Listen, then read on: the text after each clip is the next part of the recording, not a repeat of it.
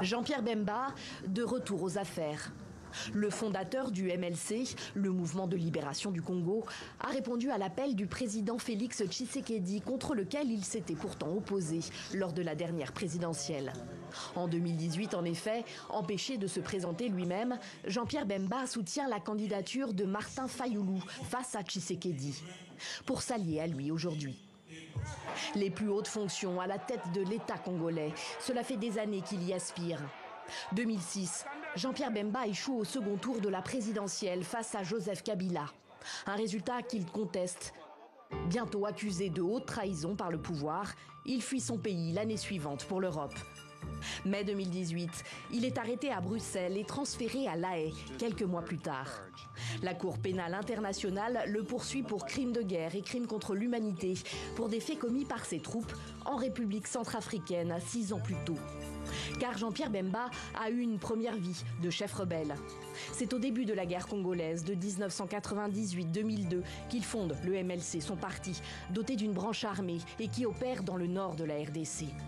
En 2002, le président de la Centrafrique voisine l'appelle à l'aide. Ange Félix Patassé craint d'être renversé. Bemba lui envoie des hommes qui se livreront à de nombreuses et graves exactions, viols et pillages. C'est pour ces faits que Jean-Pierre Bemba passera 10 ans à La Haye. 2016, il est déclaré coupable de crimes de guerre et de crimes contre l'humanité et condamné à 18 ans de prison. 2018, à la surprise générale, il est acquitté en appel et prêt à se relancer dans la bataille politique. Nous avons un pays qui est très très riche et avec une population qui est extrêmement pauvre, et je pense que la population mérite un autre type de gouvernance dans ce pays. Le 1er août 2018, Jean-Pierre Bemba est de retour au pays. Des dizaines de milliers de personnes l'accueillent à Kinshasa. Preuve que malgré ses 11 années d'exil, il reste un acteur clé de la vie politique congolaise. Aujourd'hui ministre de la Défense, il sera chargé de trouver les moyens de rétablir la paix dans l'est de la RDC et particulièrement dans le Nord Kivu, partiellement occupé par le M23. Professeur Kabamba, qu'est-ce que la présence de Jean-Pierre Bemba au gouvernement peut apporter au président Tshisekedi ? Alors, il est assez surprenant de voir qu'il a hérité du ministère de la Défense. Or, ministère de la Défense, nous savons que l'Est est en proie à toute une série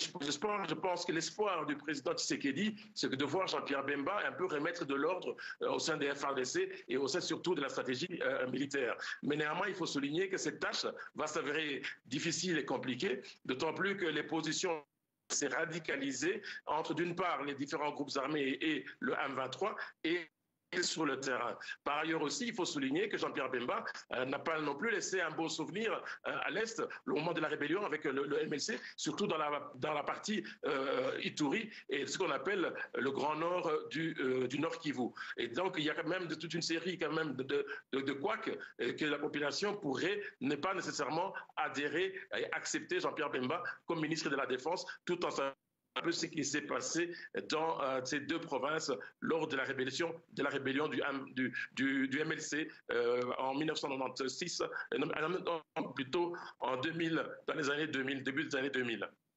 Professeur Kabamba, une dernière question. On a moins parlé des autres entrants. Il y a pourtant un troisième entrant qui est politiquement très important aussi. C'est le ministre de l'Intégration régionale, Moussa Niamouissi. Est-ce que vous pouvez nous dire quelques mots à son sujet ? Alors, Moussa Niamouissi, il faut bien se rendre compte, c'est quelqu'un quand même qui a l'oreille et les yeux du président ougandais depuis plusieurs années. Il a toujours été considéré comme proche du côté de l'Est et il a aussi occupé ses postes pendant la présidence de Kabila. D'intégration régionale, c'est pour lui permettre, entre guillemets, de pouvoir rallier, d'essayer d'avoir une politique de diplomatie régionale, ramener, entre guillemets, les pays de la région à pouvoir soutenir d'une certaine façon le président Tshisekedi qui est en difficulté avec certains pays de la région au sujet justement de la rébellion. Et il pense que Moussa Niamouissi, en tant qu'ancien rebelle, et puis en ayant plus ou moins bon contact avec Moussa, pourrait essayer d'améliorer la position de la RDC au sein de la région. Bob Kabamba, professeur en sciences politiques à l'Université de Liège en Belgique, merci à vous et toutes nos excuses encore pour la mauvaise qualité à certains moments de la liaison par Skype avec la RDC.